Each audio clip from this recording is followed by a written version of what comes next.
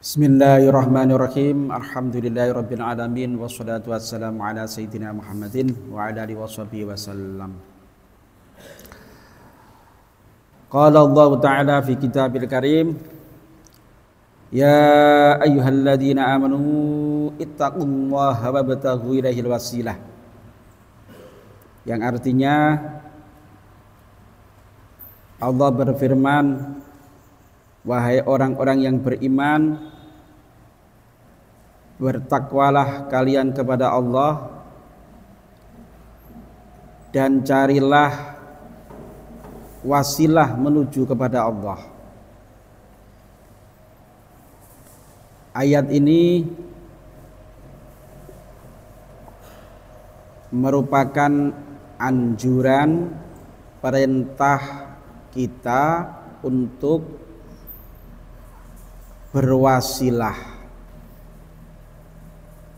yang kerap kita dengar istilahnya dengan tawasul, istilahnya dengan istighosah, ada juga yang mengistilahkan dengan isti'anah. Maka perlu kita mengerti, memahami apa itu tawasul. Tawasul hakikatnya adalah tariqatun min turuqit tadarru ilallahi azza wa jalla. Adalah jalan dari sekian jalan orang itu memohon kepada Allah, meminta kepada Allah, bertawajuh kepada Allah. Maka yang namanya wasilah adalah kullu ma ja'alahu Allahu sababan litaqarrub ilaihi wa baban liqada'il hawaij minhu. Segala sesuatu yang Allah jadikan sebagai sabab untuk mendekatkan diri kepada Allah dan pintu untuk mencapai hajat manusia. Maka yang dinamakan dengan tawasul itu adalah mencari pertolongan kepada Allah Subhanahu wa Ta'ala secara hakiki atau dengan melalui wasilah dari orang yang diberikan kekuatan oleh Allah atau diberi keistimewaan oleh Allah memberikan pertolongan kepada orang tersebut, yaitu para anbiya, para aulia.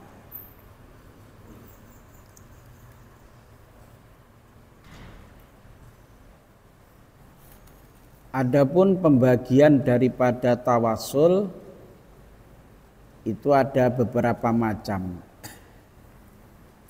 Tawasul yang pertama adalah tawasul dengan asma Allah atau dengan sifat-sifat luhurnya Allah. Ini sesuai dengan apa yang ada di dalam ayat Al-Quran, walillahil asmaul husna fad'uhu biha.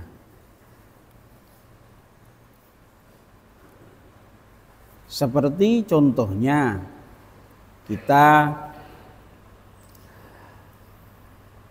meminta kepada Allah dengan memakai asma yang sesuai dengan permintaan kita. Ya Rahim irhamni, wahai yang maha pengasih, kasihannya hamba. Ya Hakim uhkumli, wahai yang maha bijaksana, berilah hamba keadilan. Ya Razik urzuqni, wahai yang maha pemberi rizki, berilah hamba rizki. Ya Fattah iftahli, wahai zat yang maha pembuka, bukalah semua pintu-pintu kebaikan pada diriku, dan seterusnya.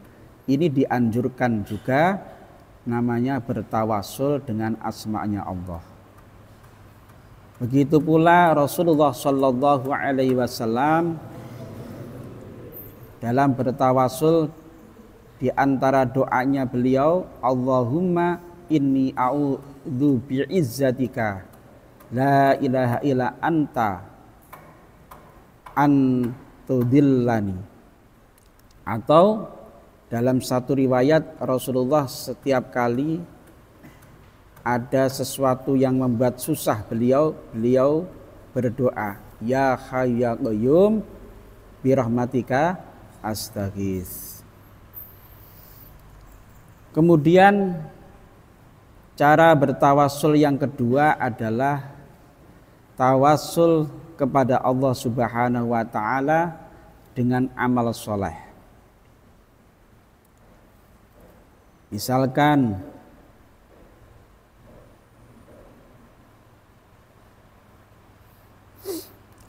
tawasul kita kepada Allah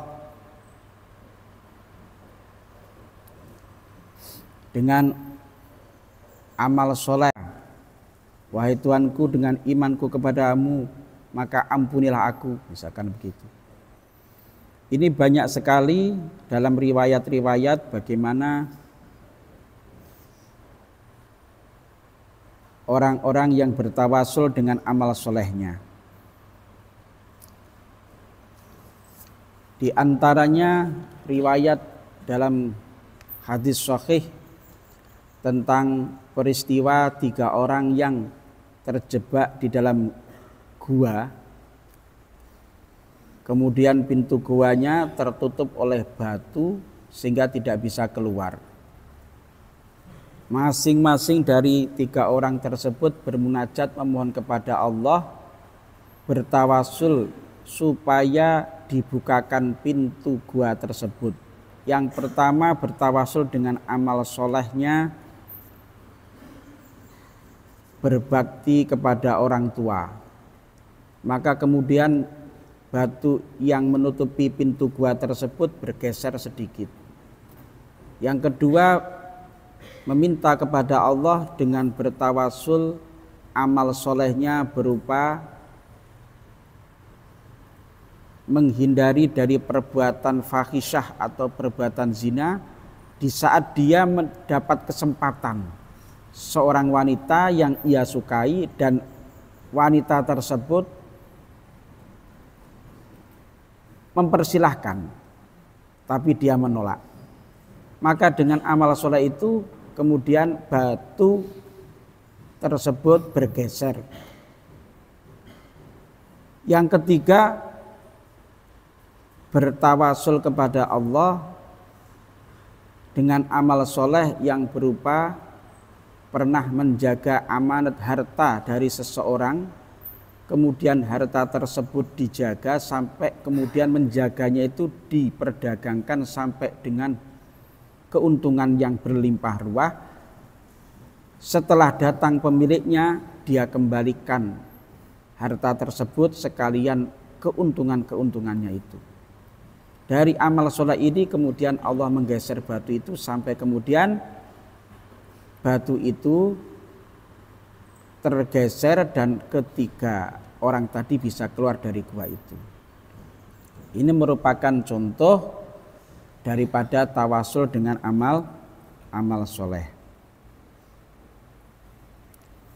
Begitu pula kita juga sering mendengar ayat Quran yang menyebutkan wasta'inu bis-sabri was-shalah, supaya kita di dalam meminta pertolongan itu dibarengi dengan tawasul beramal seperti melaksanakan sholat, seperti dengan bersabar. Adapun yang ketiga, tawasul dengan para nabi, para rasul, para aulia.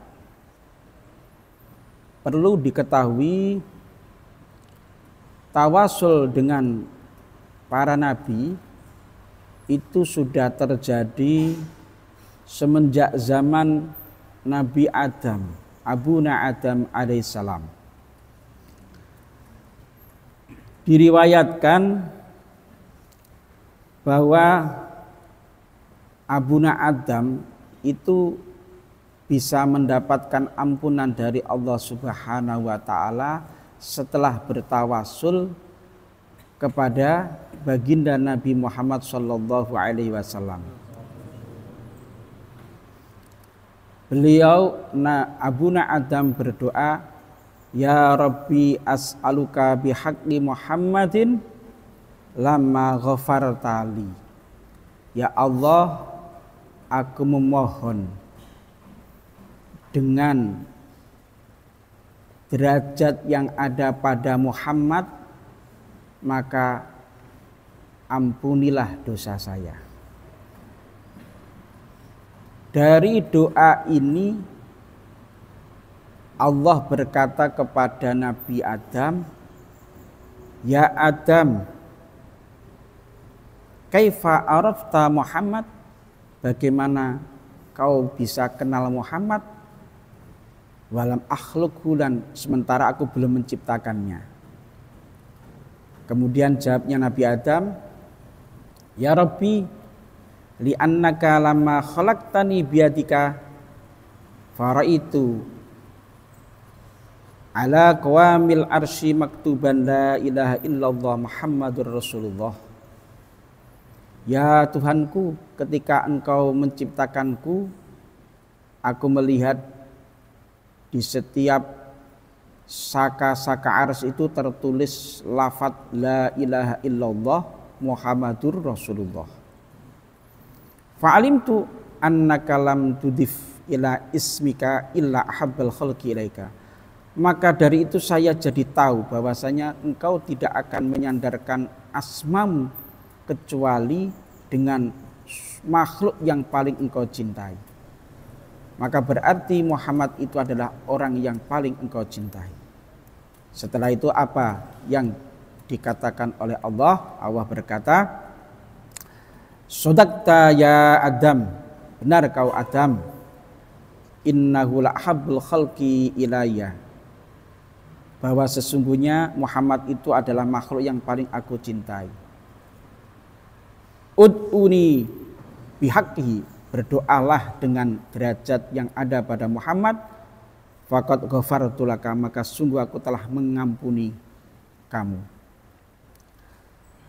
Wa in walaula Muhammadun ma khalaqtuka, andaikan bukan Muhammad aku tidak akan menciptakanmu. Ini sudah terjadi di zaman Nabi Adam bertawasul kepada Nabi Muhammad sallallahu alaihi wasallam. Begitu pula dalam peristiwa-peristiwa sebelum terutusnya Rasulullah Nabiullah Muhammad sallallahu alaihi wasallam, kaum Yahudi banyak melakukan peperangan melawan orang-orang kafir, mendapatkan kemenangan berkat bertawasul dengan Nabi Muhammad sallallahu alaihi wasallam. Di antara riwayatnya Yahudi, Bani Quraidah dan Bani Nadir. Mereka itu kalau berperang melawan orang-orang kafir selalu berdoa, Allahumma inna nastangsiruka bihaqqin nabil ummi al-mab'us bi akhiril zaman. Wahai Tuhanku, sesungguhnya aku meminta pertolongan kepadamu melawan orang-orang kafir ini dengan derajat yang ada pada Nabi Muhammad, Nabi akhir zaman, dan selalu mendapatkan kemenangan orang-orang Yahudi dari Bani Quraidah dan Nadir ini melawan orang-orang kafir. Ini juga contoh dari zaman-zaman dulu bagaimana bertawasul dengan Nabi Muhammad sallallahu alaihi wasallam. Lah, begitu pula sebenarnya kita ini setiap hari bertawasul kepada baginda Nabi Muhammad SAW. Sebab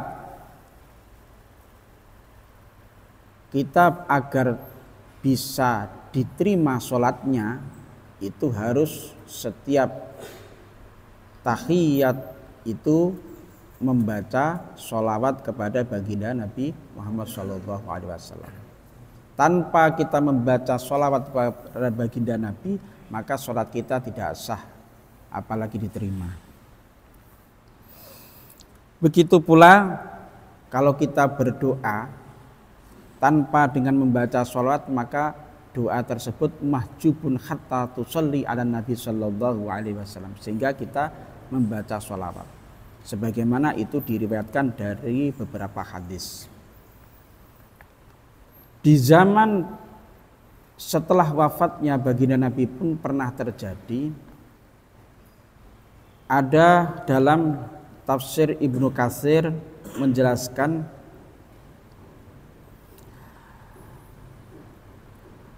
bahwa Syekh Abu Mansur As-Sobak dalam kitab Asy-Syamilul Hikayah itu berkata, suatu ketika saya duduk di samping makbarahnya baginda Nabi Muhammad SAW. Kemudian datang orang Badui. Kemudian dia berkata, Assalamualaikum, Assalamualaikum ya Rasulullah. Sami'tullaha yaqul walau annahum idzlamu anfusahum ja'uka fastaghfirullah wastaghfara lahum rasulullah lawajadullah tawwabar rahimah. Bahwa saya mendengar Allah telah berfirman, andaikan mereka berbuat zalim kemudian datang kepada kamu Muhammad dan meminta ampun kepada Allah dan engkau memintakan ampun kepadanya, maka orang itu akan mendapatkan ampunan dari Allah karena Allah akan memberikan rahmatnya. Maka ya Muhammad, ya Sayyidina ya Rasulullah, qad ji'tuka mustaghfiran li dzambi. Saya datang kepada kamu untuk meminta ampun atas dosaku dengan meminta syafaatmu, bertawassul kepadamu supaya engkau memintakan ampun kepadaku. Kemudian dia mensyairkan sebuah syair yang banyak sekali dibaca, di antaranya ya khairan man tufinat bil qa'i al-adhamuhu fataba min tibihin al-qa'u wal akamu nafsil fida'u liqabri anta masakiruhu fil afafu wa fil judu wal karamu, dan seterusnya. Setelah itu kemudian orang Badui ini pergi. Nah, setelah pergi, Syekh Abu Mansur As-Sobak tertidur di samping makbarahnya Kanjeng Nabi. Lantas kemudian dalam tidur itu beliau bermimpi. Dalam mimpi itu dia bertemu melihat baginda Nabi Muhammad SAW. Kemudian beliau berkata, Al-haqqu bil a'rabi fabashshiru annallaha qad ghafara. Kebenaran itu hak dengan apa yang dikatakan orang Badui itu. Maka sampaikan berita gembira kepadanya bahwasanya Allah telah mengampuninya. Ini menunjukkan apa? Bahwasanya bertawassul kepada baginda Nabi itu mempunyai faedah yang sangat luar biasa walaupun beliau sudah wafat seperti yang di dalam contoh cerita ini. Maka dari itu perlu diketahui bahwasanya arti daripada tawassul dengan para nabi, dengan para rasul, dengan para aulia itu hakikatnya adalah tawassul dengan amal soleh atau dengan sifat-sifat asma-nya Allah Subhanahu wa ta'ala. Pengertiannya apa? Sebab seseorang itu tidak akan bertawasul kepada seseorang kecuali ada kalanya dia tahu dia mencintainya atau dia punya keyakinan, punya husnudzon orang itu adalah orang yang mulia. Maka ketika orang itu tawasul dengan para nabi, dengan para rasul, dengan para aulia, berarti dia mencintai para nabi, mencintai para rasul, mencintai para aulia, atau dia itu punya keyakinan bahwasanya para nabi, para rasul, para aulia itu adalah orang-orang yang mulia di sisi Allah. Berarti hakikat daripada orang tawasul dengan para nabi, para rasul, para aulia adalah sedang bertawasul dengan amal solehnya sendiri. Berupa apa? Berupa mahabbah kepada para nabi dan berupa husnudzon kepada para nabi, para rasul dan para aulia. Itu yang pertama. Yang kedua, hakikat daripada tawasul kepada beliau-beliau itu bisa diartikan sedang bertawasul dengan asma-Nya Allah Subhanahu wa taala, sebab derajat kerasulan, derajat kenabian, derajat kewalian itu merupakan khususiyah pemberian Allah kepada orang-orang tertentu. Sehingga kita bertawasul dengan beliau-beliau ini, hakikatnya kita bertawasul dengan sifat khususiyahnya Allah sendiri. Yang mana itu sudah jelas di dalam Al-Quran dikatakan walillahil asmaul husna fad'uhu biha. Kita dianjurkan berdoa dengan bertawasul dengan asma-Nya Allah, dengan sifat-sifatnya Allah. Otomatis kalau ada yang mengatakan bahwa tawasul dengan para nabi, para wali, para aulia setelah beliau itu wafat, maka ini berarti bertentangan dengan nas Al-Quran dan hadis itu sendiri. Karena di dalam nas Al-Quran dan hadis sudah ada penjelasan yang sharih bahwasanya orang itu dianjurkan untuk bertawasul dengan amal soleh atau dengan sifat-sifatnya Allah, dan dalam bertawasul dengan para nabi, para aulia itu hakikatnya sedang bertawasul dengan amal solehnya sendiri atau dengan sifat-sifatnya Allah Subhanahu wa taala.